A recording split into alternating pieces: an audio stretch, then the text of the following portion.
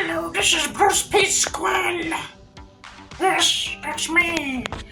Alright, let's go check out the garden, the latest. Alright, there you see the hops is growing pretty strong out there. It's going to reach 95 degrees today in Buffalo. Humidity is very high. I did water the plants already, so check it out. So here's the hops. It's doing a little better though.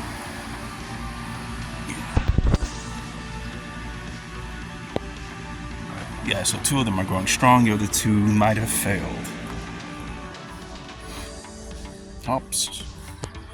Constantly growing scallions, it's one of the easiest things to grow. Oh, we had Father's Day, we had clams and we had some salmon. Those are the shells, I usually keep the shells anyway. Alright, here we have cucumbers.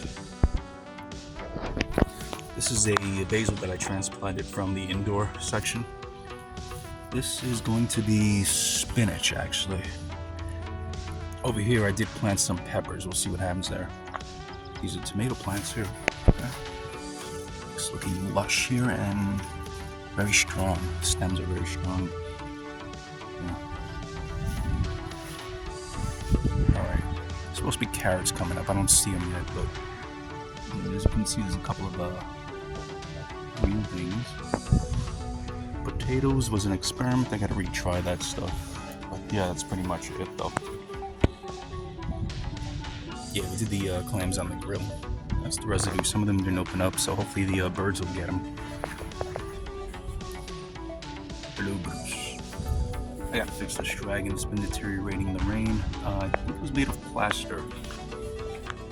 This is gonna be an assortment of peppers. The salsa blend, I think.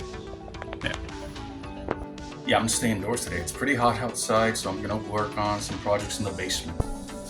Oh, and check this out. These are scallions in the garden. Like eventually, when you leave scallions long enough, they're gonna grow into bulbs underground, which they're kind of like pearl onions. Here, I'll show you what my scallions look like. Yeah, so these are my scallions here. I did plant new seeds in there. If you keep scallions in there long enough, they'll grow bulbs in there. And I did pull them out though. You're gonna clearly see them when the top round of them start bumping up above the soil. But yeah, I was told like when scallions get to this point, if they start growing flowers, I was told not to use them, but I actually still continue using them anyway. I already cleaned these previously, but I'm just gonna rinse them off a little bit. Then I'm just gonna cut them up to put with, well, okay. I'm gonna put them with the mushrooms, right? And I'm gonna saute them with the mushrooms in there, which I have like garlic pieces in there, butter, mushrooms. All right, I'm gonna just toss them in there. All right, garlic in, as Ramsay would say.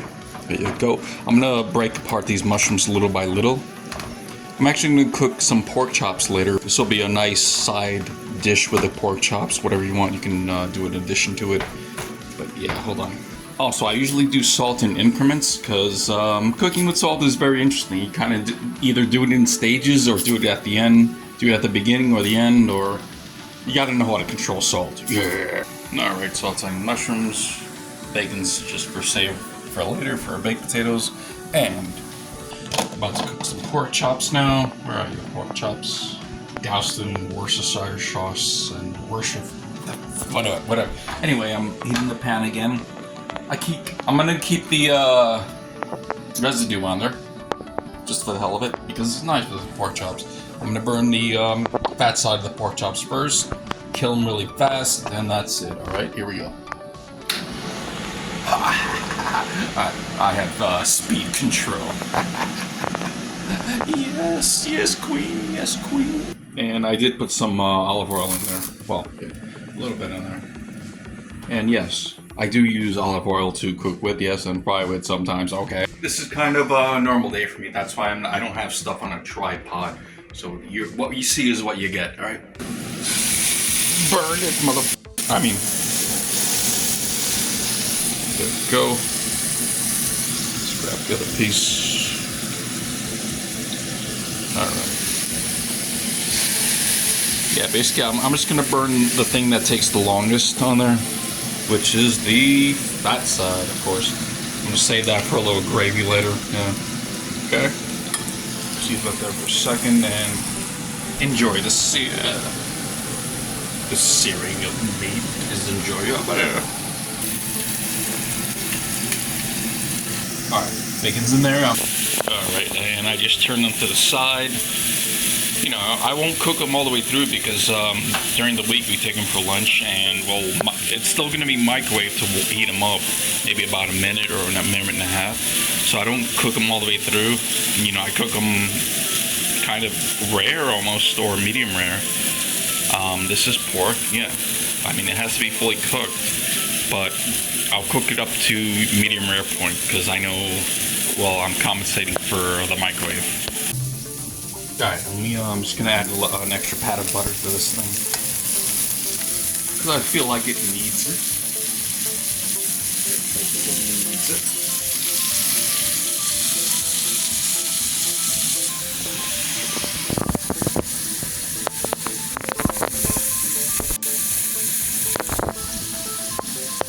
Alright, so I just turned them over after I put the butter on there.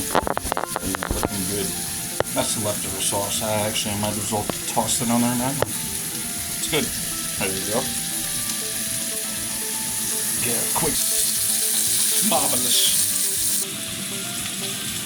Yeah, I think it usually takes about only 6 minutes to cook pork chops in here. That feels nice right there. I usually wait for the bleed. There we go.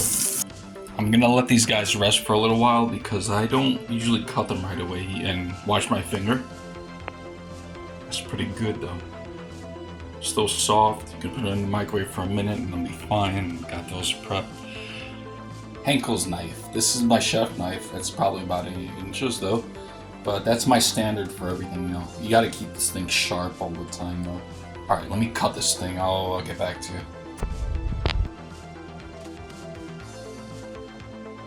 Alright, I'll see you kids later. Bye.